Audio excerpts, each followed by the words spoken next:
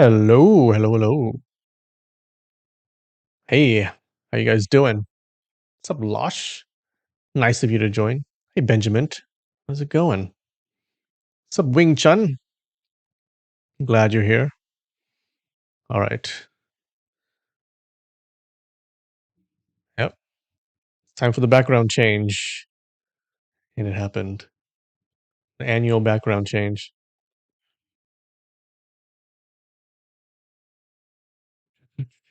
All right, let me get ready. Hopefully the audio is okay. Always got to do an audio check on with a new setup. What's up, Rude Noise? How's it going? What's up, Nikki?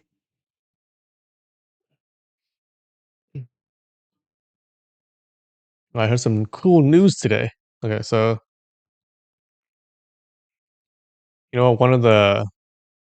one of the biggest threats to humanity is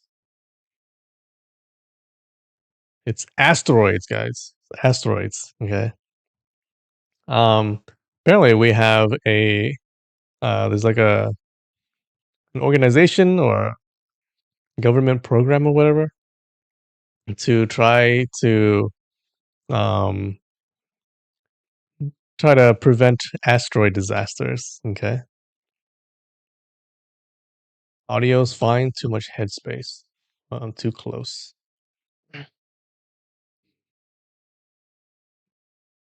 Um. Yeah.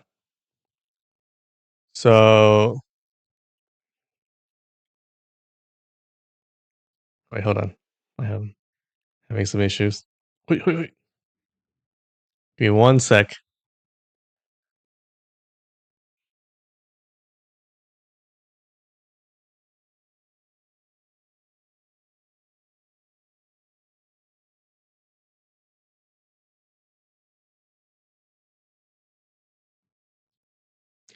Wait.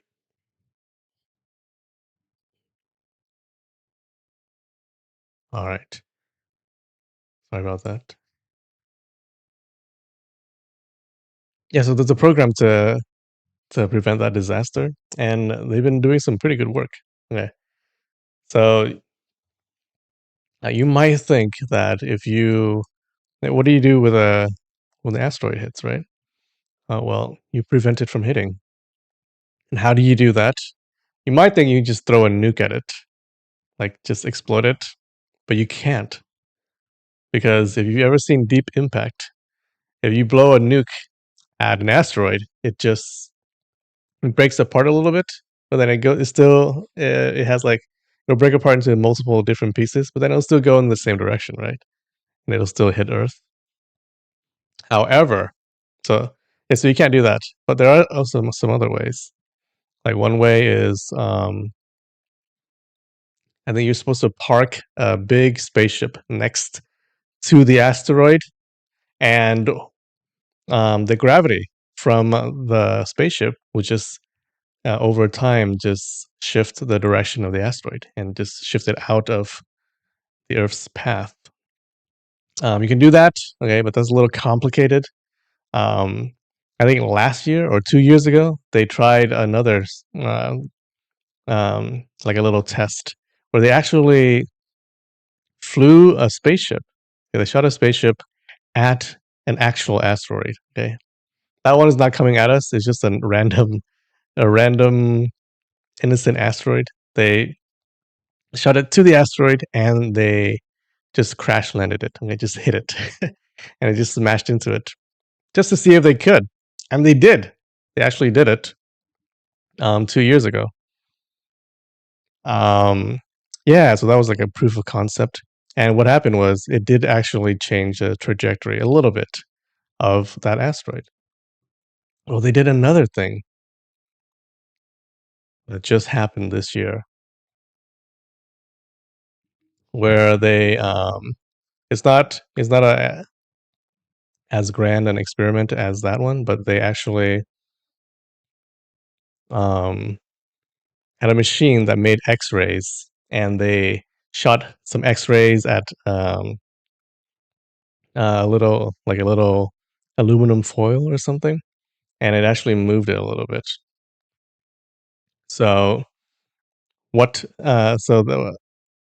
they think that if you blow up a nuclear bomb not at the asteroid but right next to it, okay, it'll actually the X-rays will heat up one side of the asteroid, and the heat generated from that's radiating off of the asteroid will shift the actual path of the asteroid.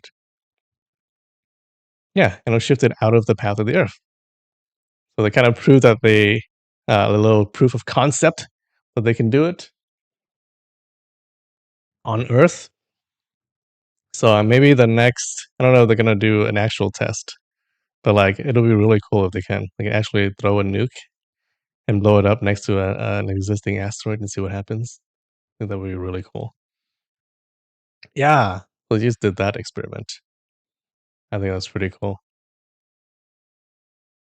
We actually have an asteroid that is that has like a very minor percent chance of hitting the Earth. It's called Apophis, and it actually goes. I think it approaches Earth every like 7 years or something, like 7 to 8 years. Yeah, and a lot of scientists are looking. They have a lot of eyes on this asteroid because um, they don't really know. They can like they can track the trajectory of that asteroid, but like not to um they can't track it like infinitely, right? So they only track it up to a couple years or whatever. Yeah, so every time it flies close to Earth, they really have a lot of eyes on it because yeah, there's a like I think there's a 1 in 60 something chance. I think the chance changes every year or whatever.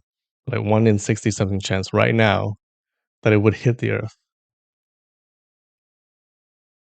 So they're tracking that. So I think it's a pretty good program. Just try to shift the direction of asteroids. I think that's pretty cool. Apophis. What's Apophis? I think it's like a Greek god of something of death.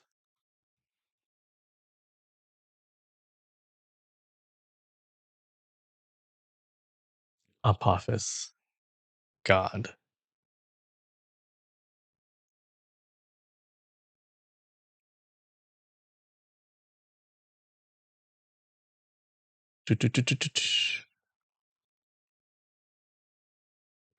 Apophis is the Greek name of Apep, an enemy of the ancient Egyptian sun god Ra. Okay. He is the uncreator, an evil serpent that dwells in the eternal darkness of the Duat and tries to swallow Ra during his nightly passage. Gotcha. Yeah, so we got that asteroid coming towards us.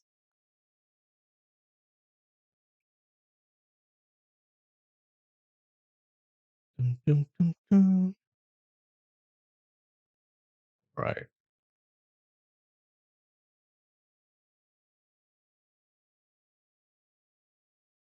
You wonder why that name was familiar? Yeah, you know it?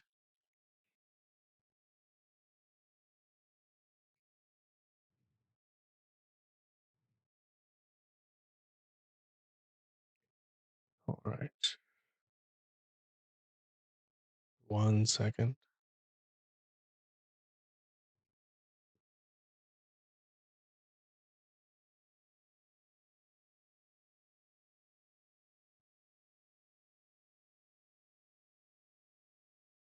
Ancient Egypt is your jam? Oh, damn.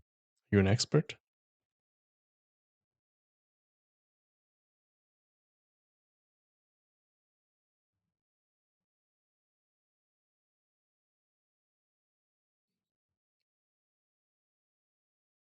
All right. Wait, how do I do this?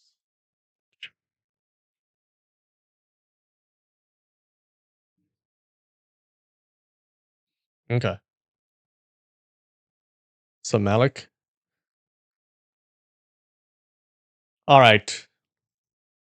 Do 2 minutes, I think. Gonna take us.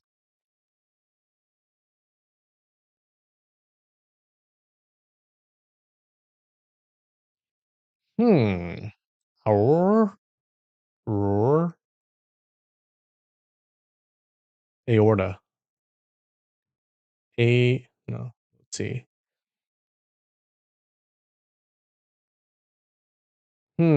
Froma. Froma.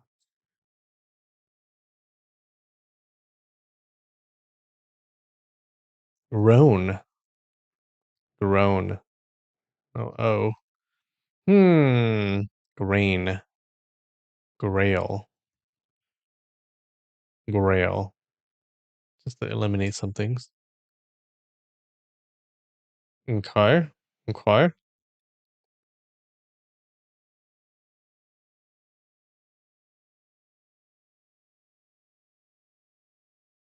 R- hmm. R- roar. Rome. Roan? Roan. Rowing? Road. Roads. Roach. Roach. Roach. Okay. Okay. Hmm. OAR? Oars. Orc. Orn. Orc. Ozark. Oark. Cork. Fork. Cork. Dork. Boar. Should be an R, right?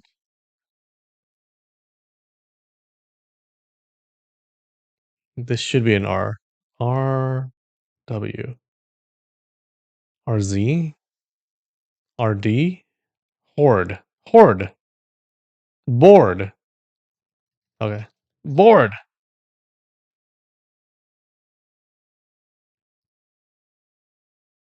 Yes. All right.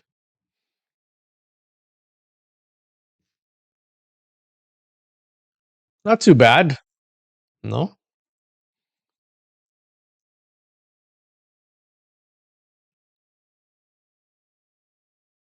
connections.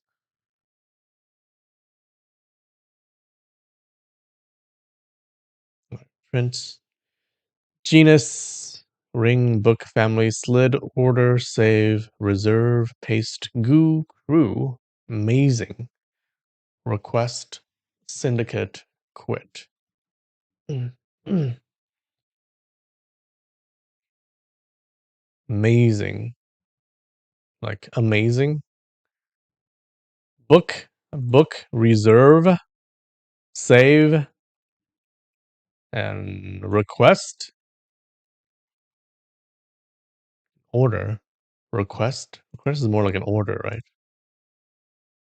Reserve, book, save, paste, syndicate, quit, crew, goo, order, ring. This request. Fuck! Order? No!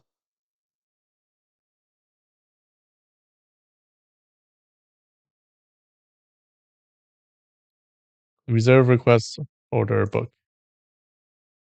Oh, okay.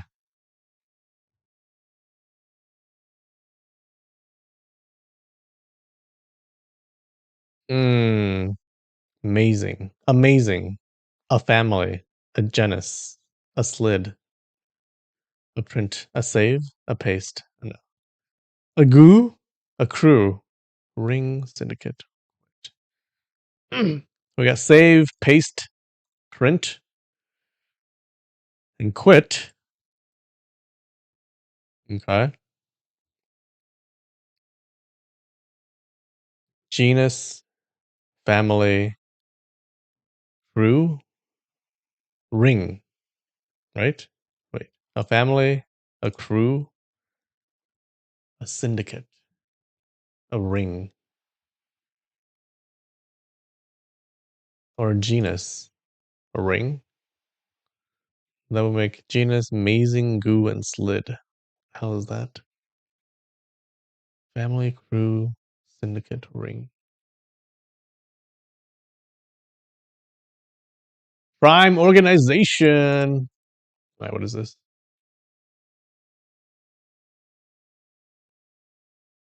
Wait, what?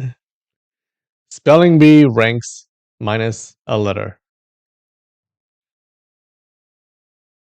Wait, what? Genus goo amazing slid. Spelling bee. Who knows what a spelling bee rank is? What are they? I didn't know they had it. I didn't know they had rankings.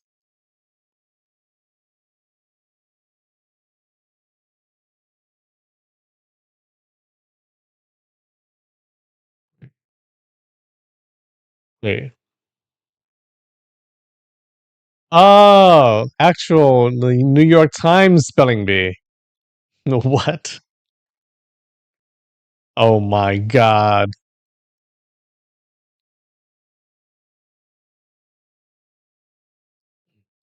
A beginner, good start. Moving up, good, solid, slid. Nice, great, amazing. Genius. Queen bee. Yeah, no one's gonna get that. All right. It's the most egregious fake categories. What the hell is that? All right. Jess. Genius. Family. Group. Oh, team. Category. Of pile. Ooh, crowd.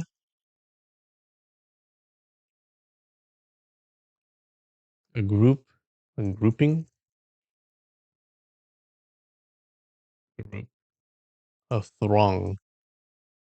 A meeting. Meetup. A convention. Group. A crew. A gathering. A herd. A lot. A lot. Many. Few. Hmm. Much. Lots. A bunch. Oh, so easy today. Hey, that was pretty fast.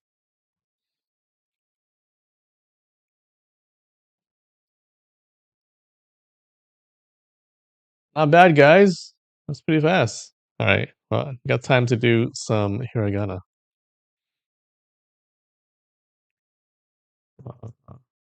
Fugu.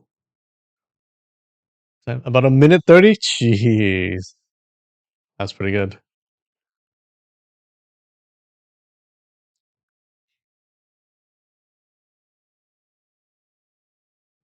Next to 0 minutes. That's pretty good.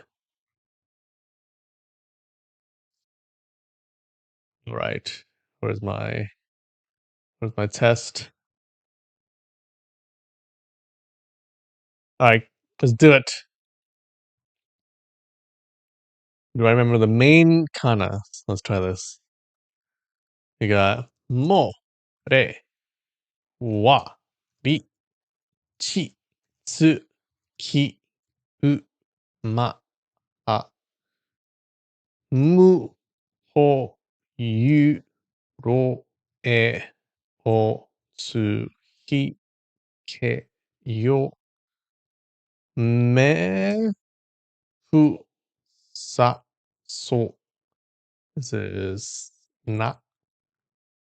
This is ta, he, ru, ra, se, to, ni, nu, no, i,ん、た、お、あ、に、う、や、こですね。で、し。ほほほほほ。Okay. This is what I'm gonna have trouble with. Yakutang. Okay. This is get. P, U, for them, I think is do. Do, pa, pe, i, di, i, de, ka, ga, be, o, o, se, ze, ko, go, ho, ga, a, zu, shi, si, ku, bu, zo, za, ku, ku, bi. Oh, okay. Okay. Now can I do the all right, this is I might have trouble with this. Ja, right. Ja, sha, cha, nya, ya, dia, kia, ja. This is ja, jia, jia, pia, pia. Okay. All right. What is this? Xia. What is chia? Chia? Chia? Fuck. You, chia. What is it? It can't be this, right? It's not. Xia? Xia? Zia? Wait, what is it? She was just sha? Okay. I knew that. Neo. Fuck. No. Ni. Neo. Neo. What? Neo. What is it? No. No. No. Oh, wait. It's not. Oh, it's ooh. New. Okay. This is nya. This is, all right. A little bit of a rough start. Yo. Come on. Ho. You. Okay. Oh, this is O. Neo. Okay. Dia. This Q. This is Gia. Yeah. Okay. So, well, the other one is Sha. So this should be Shu. Okay. This is me. Yeah. Hmm. What is this then? Cho. Cho. Cha. Cha. Cha. Okay. Hyo. Hyo. What? Sha. Fuck. Cha. Za. Ah. Cha. Cha. Oh, they want Dia. Dio. This is me. Yo. This is. Wait. Wait. What is it? You. Shu. Shu. Can't be Shu. Can it? Zu. Zu. Zu. Oh. Zu. Kyo. Okay. This is the. Okay. Okay. Zia. Yu. This is. Wait. Chu. Chu. Chu. This is Biu. This is Sho. Yeah. Okay. Okay. Okay. Okay. This is Bio.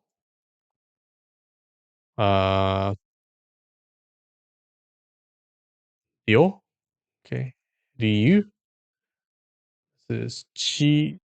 Cho. Cho. Cho. Yeah. Yeah. Q. Kyo. Okay. Yeah. This is mu and zero. All right. How was that? 31 out of 36. All right. All right. All right. We can do this. Hold on. Let me review. Bia, pia is dia, di, dia. Chi, di, ja.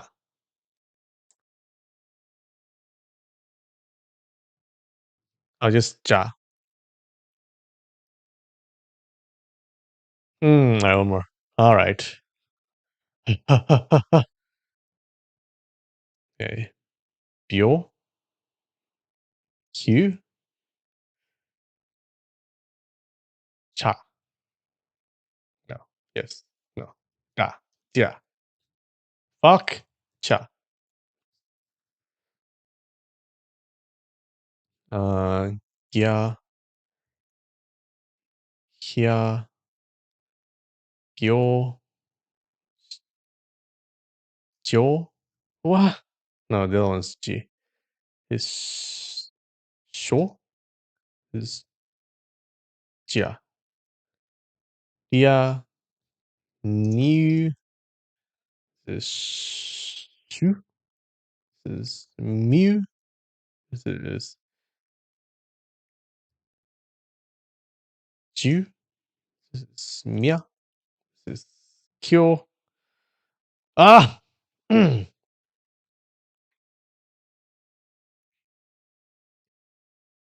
Chu. Not Chi. Chu. Not Chu. What?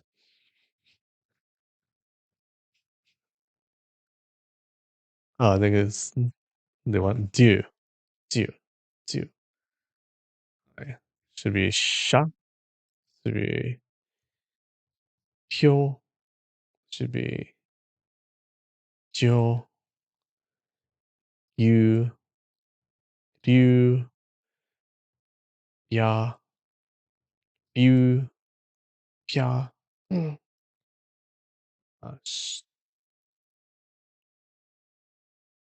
Sho.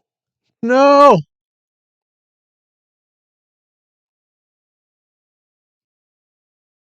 Wait, what is it? Cho! Ryo. Chu. Kia. Nyo. Hyu. Ryo. Hyo. Cha. What? Wait, what is it again? Dia. Dia. Myo. Nya. Hyu. All right. Oh, 31, 36. Again! All right, that's enough.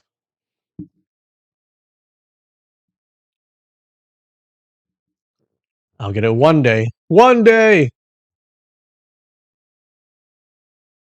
Mm,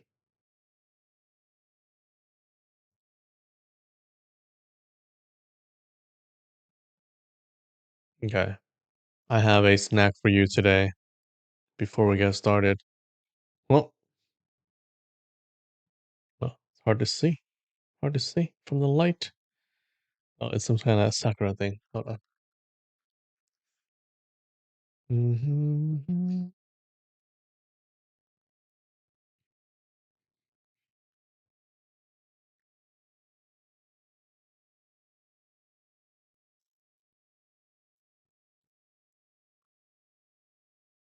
All right. Well, tell me if this looks like a Sakura blossom.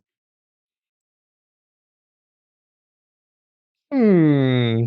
A little bit. I can see it. A little bit. A little bit.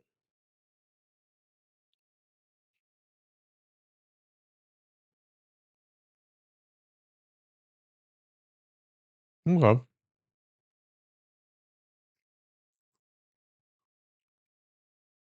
It's very sugary. It's just sugar.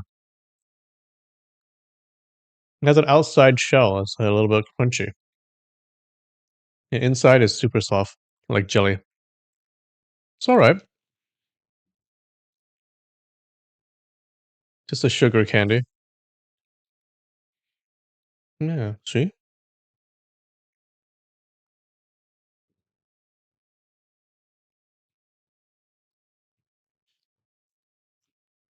Hmm.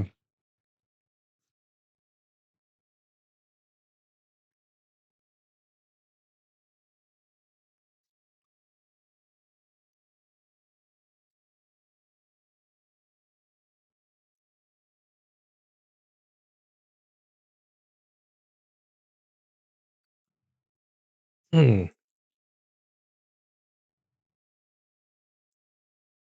It's sugar candy. Nothing special.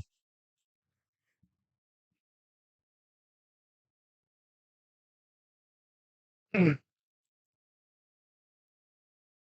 Nothing special. We'll give it a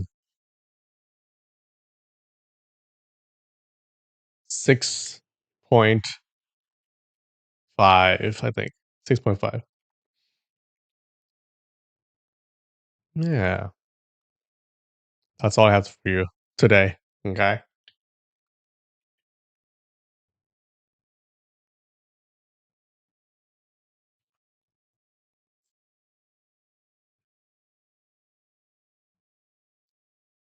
All right.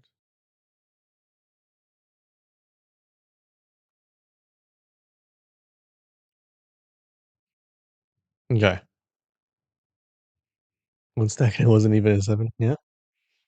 What happened last week?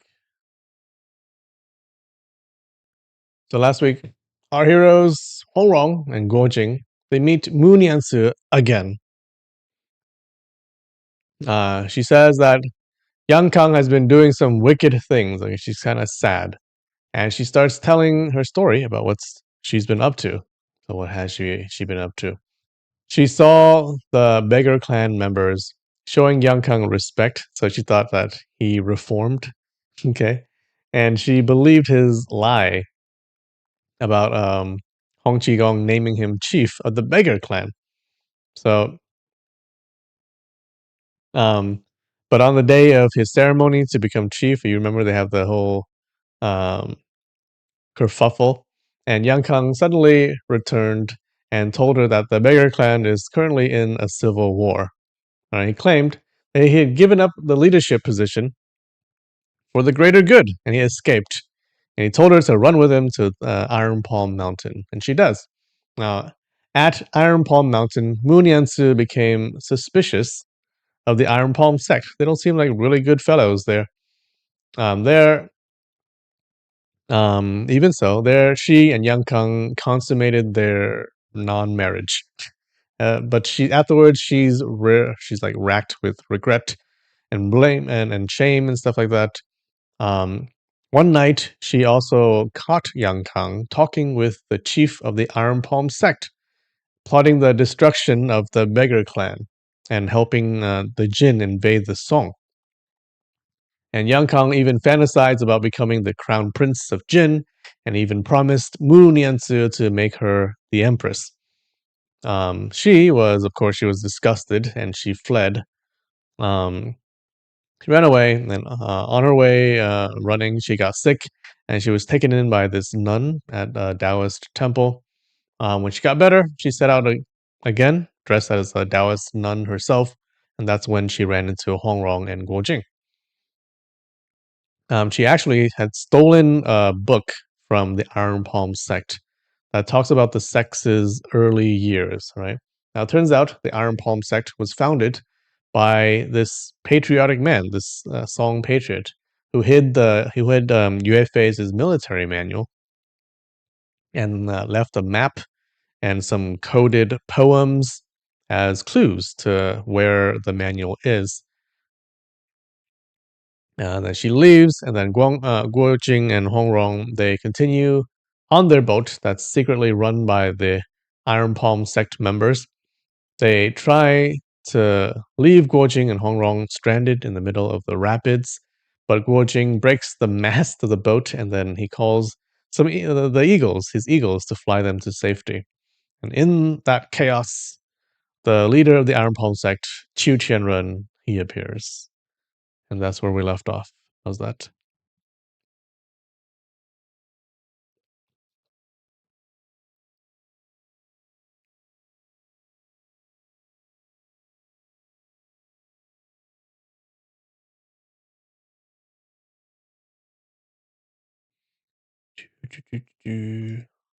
All right.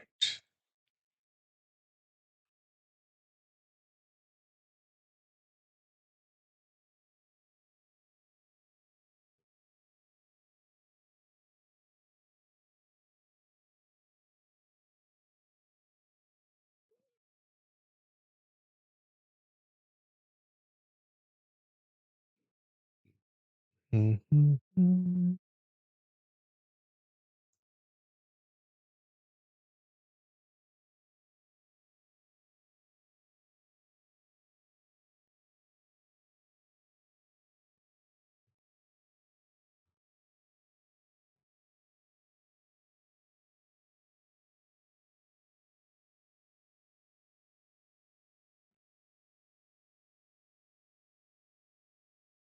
All right. Chapter 32, Part 2.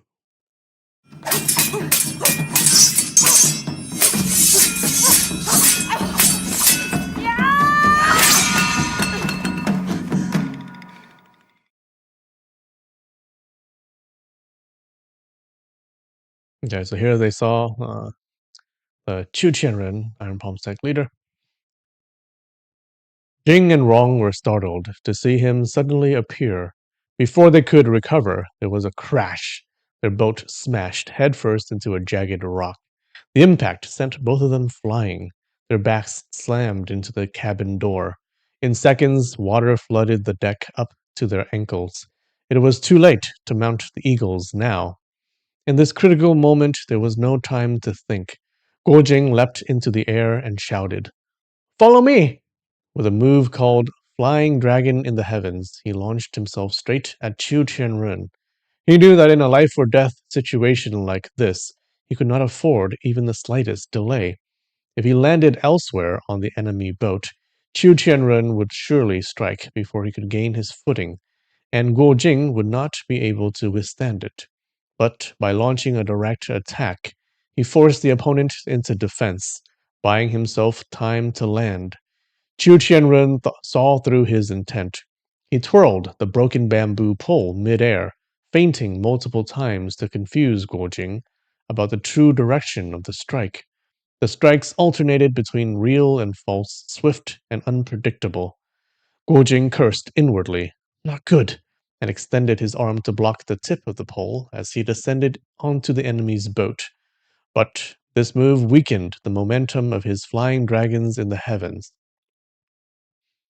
Xu Jianren let out a long howl, flung aside the bamboo pole, and clapped both palms toward Guo Jing's chest.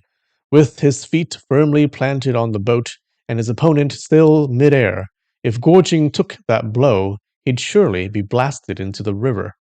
Just then, before the pole had even landed, a bamboo rod suddenly swept across and struck it. Borrowing that force, someone leapt forward. It was Huang Rong. Before she arrived, her rod was already swinging. She launched 3 deadly strikes midair. Chu Qianren hadn't expected her to be so fast. The rod nearly jabbed his left eye, and he was forced to defend. Guojing seized the chance to land at the stern, joining the attack. Qiu Jianren quickly shifted aside to dodge the rod and swept a leg horizontally, forcing Guojing back a step, then immediately unleashed 2 powerful palm strikes. This was no ordinary palm technique, it was the Iron Palm skill, the foundation upon which the Iron Palm sect was built, and feared in the martial world for centuries. Though its force didn't rival the 18 dragons subduing palms, its technique was exquisitely refined and even more intricate. The two exchanged 7 or 8 moves at the stern in mere moments. Each was wary of the other and held back somewhat. Even with the roar of the water, the whooshing sounds from their palms could be clearly heard.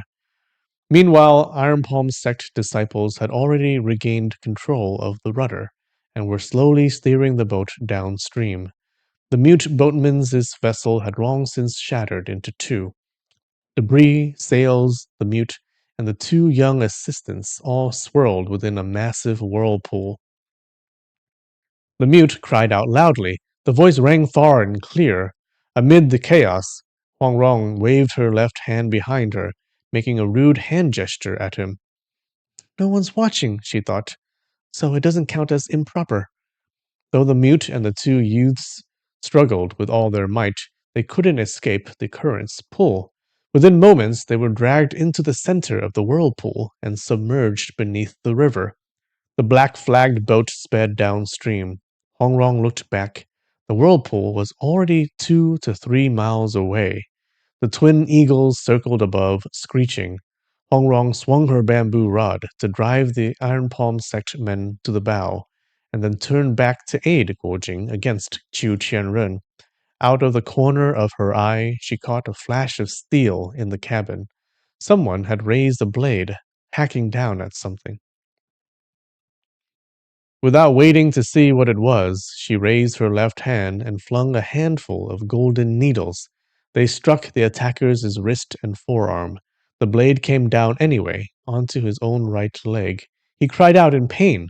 Huang Rong rushed into the cabin, kicked the man aside, and found someone lying on the floor, bound hand and foot. It was the divine calculator, Yinggu. Oh, she's there. She got caught. Huang Rong never expected to save her here. She immediately picked up the steel blade from the floor and cut her bonds. Yinggu, as soon as her hands were free, snatched the blade from Huang Rong with a grappling technique. Huang Rong was caught off guard and saw Yinggu strike down the black-clad man. Only then did she bend down and cut the ropes binding her own feet. She said, "You saved me, but don't expect me to repay you." Huang Rong laughed. Who's asking for repayment? You saved me once, now I save you. Call it even. We owe each other nothing. As she finished speaking, she had already rushed to the stern to help Guo Jing. Qiu Qianren attacked from both sides, added power to his strikes, and held them off. But then came splashes, cries, and groans. Yinggu, with the blade in hand, was driving the Iron Palm disciples off the boat one by one. In such rapid waters, even excellent swimmers could not escape death. Qiu Qianren had been gaining the upper hand against Guo Jing, but now with Huang Rong using the dog-beating staff technique, he was overwhelmed. After a dozen moves, he was clearly outmatched, forced to retreat along the edge of the boat. With his back to the river, Huang Rong couldn't get to his rear.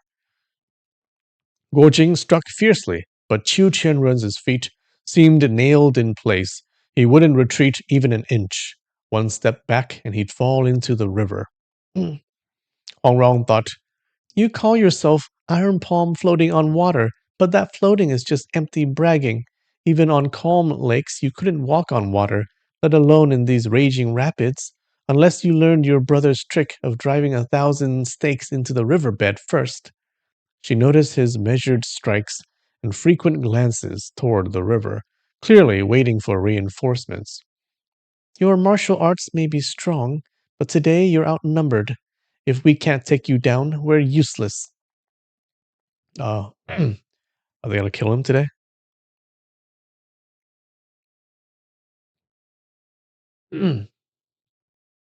By now, Yinggu had driven all the minions into the river, leaving only the helmsman.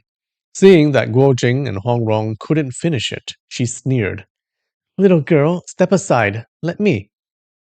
Huang Rong sensed the contempt in her tone and was annoyed.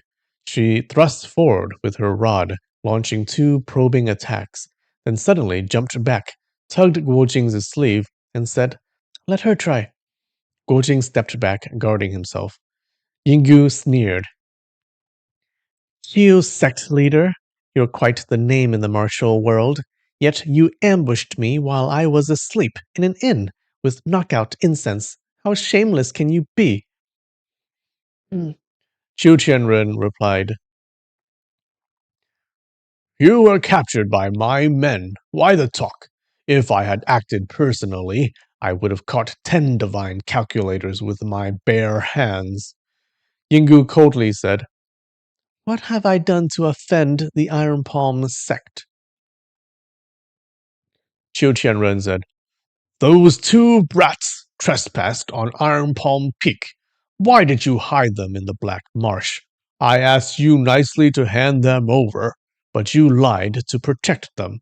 You think I'm someone you can trifle with?" Yingu replied, "Oh, so it was about them. If you got the skill, go catch them yourself. I'm not getting involved." She then took a few steps back and sat on the rail with her knees drawn up, looking relaxed.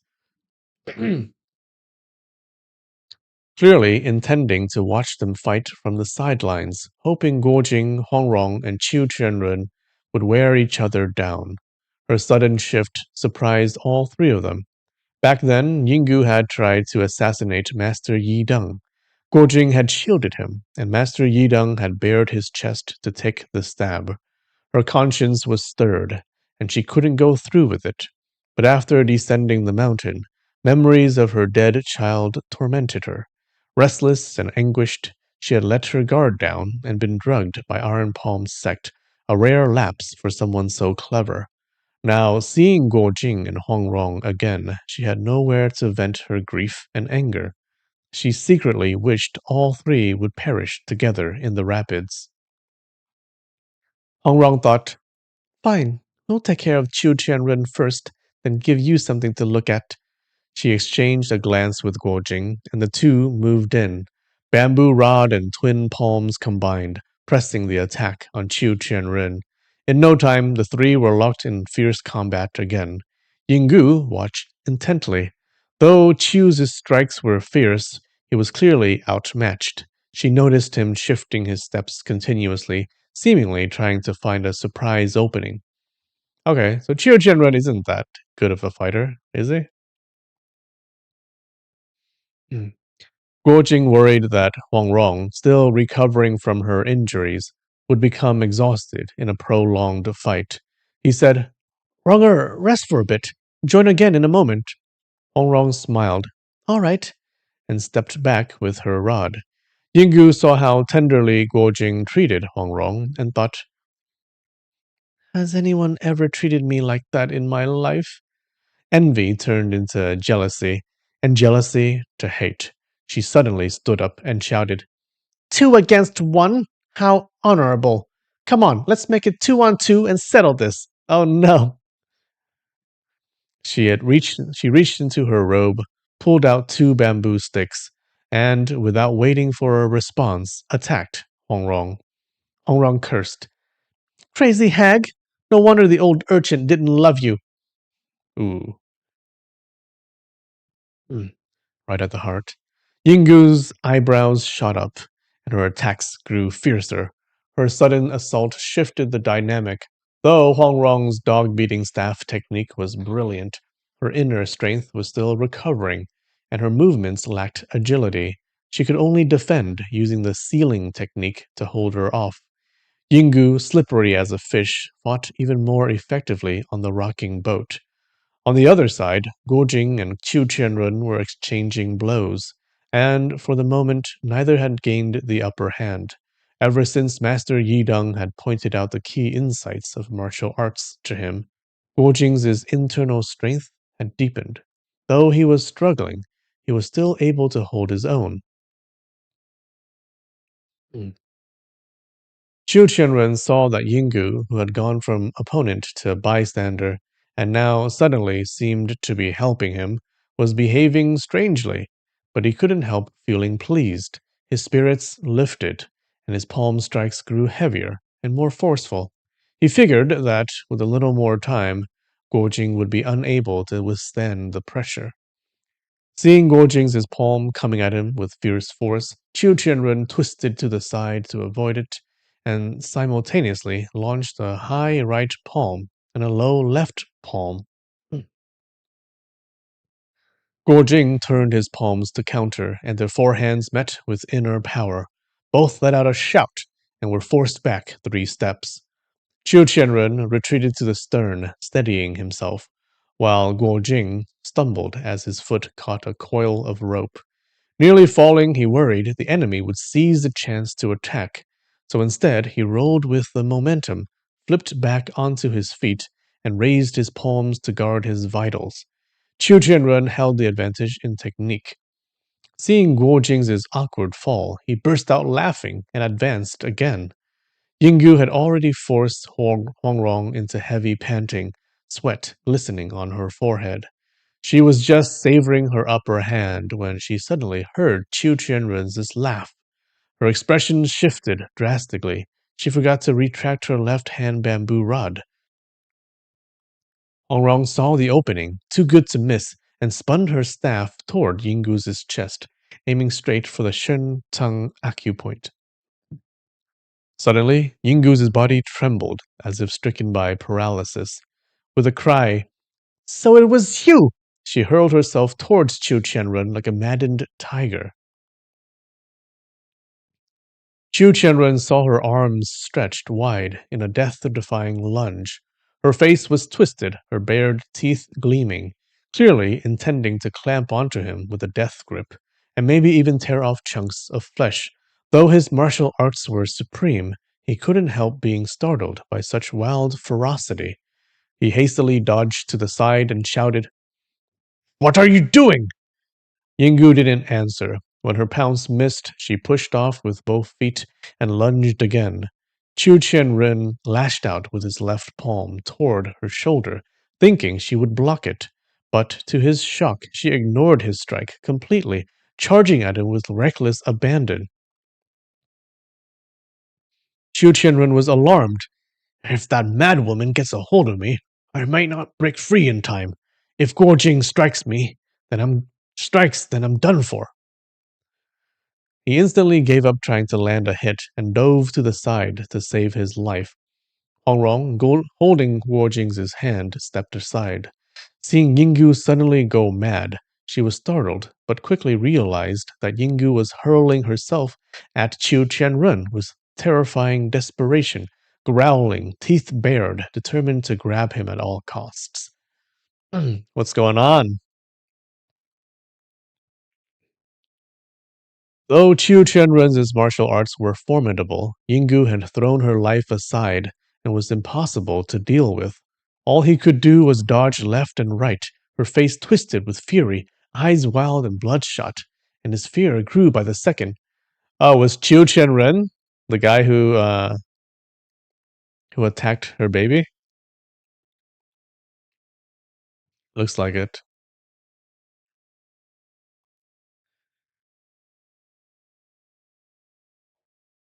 Yeah, what did she see? Qiu Qianren held the advantage. Hmm. Oh, his laugh. His laugh. She heard his laugh, I think.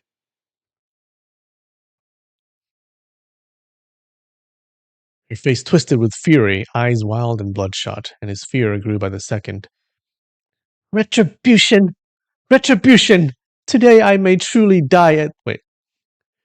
Today I may truly die at this mad woman's hands. Yinggu lunged several more times, forcing Qiu Qianren near the ship's rudder. Her hand missed again, but with a crash, she slapped the helmsman straight into the river. Then she kicked out viciously and shattered the rudder post. With the rudder broken, the boat spun out of control in the rapids. Huangrong cried out silently, "Of all the times for this woman to go mad, well, why now? Looks like the 4 of us may not make it out alive." She pursed her lips and whistled, summoning the twin condors for rescue. Oh, now they're condors, eh? Just then, the boat spun sideways and slammed into riverside rocks with a loud crash. A huge hole opened in the bow. Seeing Yinggu destroy the rudder, Qiu Qianren realized she meant to die with him. Noticing the shore wasn't far, he thought, "Live or die, I have to try to escape." He gathered all his strength and leapt toward the bank. Though the jump used up everything he had, he barely made it, only to splash into the water and sink to the bottom. He knew that if he surfaced, the current would sweep him away instantly, so he gripped the rocks at the river bed with both hands and feet and crawled toward the shore. His martial skills in the less turbulent water near the edge helped him. Though he swallowed a dozen mouthfuls of water, he finally made it to dry land. Exhausted, he sat on a rock, panting, and watched as the boat became a black dot in the distance. Okay. The image of Yingu's gnashing face lingered, sending a chill down his spine. Seeing Chu Qianrun escape, Yingu cried out, Dylan! Where do you think you're going? And ran to the side, ready to jump in after him. But the current had already pulled the boat back into the middle of the river. In such deadly rapids, jumping in was certain death. Guo Jing couldn't bear it and rushed forward to grab her from behind. Yinggu roared in anger and swung backward. Guo Jing ducked just in time. Hongrong, seeing the twin condors had landed on the deck, shouted, Brother Jing, leave that crazy woman. Let's go. The surging water was already at her feet. Guo Jing let go. Yinggu covered her face and wailed, My son! My son! No. Hongrong urged him repeatedly. Guo Jing, remembering Master Yi Deng's instructions to look after her, called out, Take the condor to shore, then set it back to fetch us. Hongrong cried, There's no time. But Guo Jing insisted, Go! We can't fail Master Yi Deng. Thinking of Yi Deng's kindness, Hongrong hesitated, torn between duty. Suddenly, the boat struck a large submerged reef. With a thunderous crash, water poured into the cabin, and the boat quickly sank several feet. Hongrong shouted, Jump to the reef! Guo Jing nodded and leapt to help Yinggu.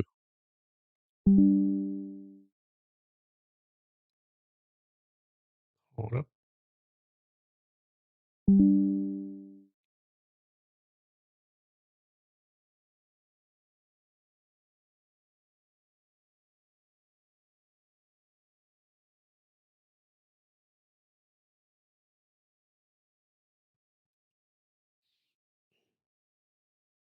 Yinggu stood as if dazed. When Guojing reached out, she didn't resist. Her eyes were blank, staring into the river. Guojing supported her under the arms and said, Jump! All three of them leapt onto the reef. It lay just beneath the surface, and the river rushed past them, drenching their clothes. As the three of them steadied themselves, they watched the black-roofed boat sink beside the rock. Though Hong Rong had grown up among waves, the roaring current still made her dizzy. She dared not look at the water and instead raised her eyes to the sky. The camera is acting up.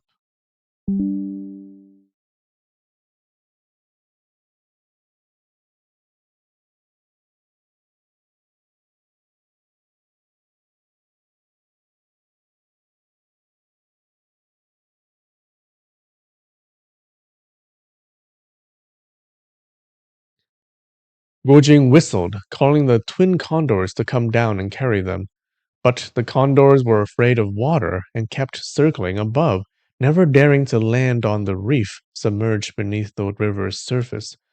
Hongrong looked around and spotted a tall willow tree standing on the left bank, only about 10 or so yards from the reef. An idea sprang to mind. She said, Brother Jing, hold my hand. Guojing did as she asked, grasping her left hand, when suddenly there was a splash, and Hongrong slid into the river.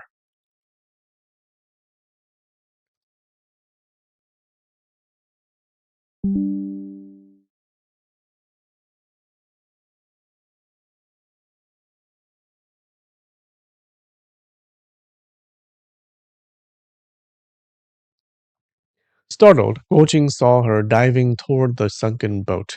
He leaned forward, immersing his upper body in the water, stretching out his arm as far as possible. His feet braced tightly against a jagged point of the reef, and his right hand gripped her wrist with all his strength, fearing the force of the current would sweep her away if he let go. Huang Rong swam toward the ship's mast and pulled down the sail ropes, then returned to the reef and began retrieving the rope hand over hand. After gathering about 20 yards of it, she cut the line with her dagger and raised her arm to beckon the female condor to her shoulder. The condors had grown quite heavy by now, so Guojing, worried she couldn't bear the weight, reached out and took it from her. Rong tied one end of the rope to the condor's leg, pointed to the willow tree, and gestured for it to fly there. The condor carried the rope and circled a few times above the tree before flying back. Rong groaned. "Ah, I meant for you to wrap the rope around the tree and then come back." But the condor didn't understand her meaning, leaving her to sigh in frustration. It wasn't until the eighth try that the condor finally happened to loop around the willow and return. Overjoyed, the two of them pulled the rope tight and firmly secured the other end to the sharp outcrop of the reef. Guojing said, Runger, you go ashore first." Hongrong replied, "No, I'll stay with you. Let her go first." Yingu shot the two of them a look, but said nothing. She took hold of the rope and, switching hands as she climbed, made her way up to the shore. Okay. All right, time for a break while I fix my camera. Um, it does look like Chiu Chen Run was the guy who killed her kid. But why did he do it? All right, 5-minute break. We'll be right back.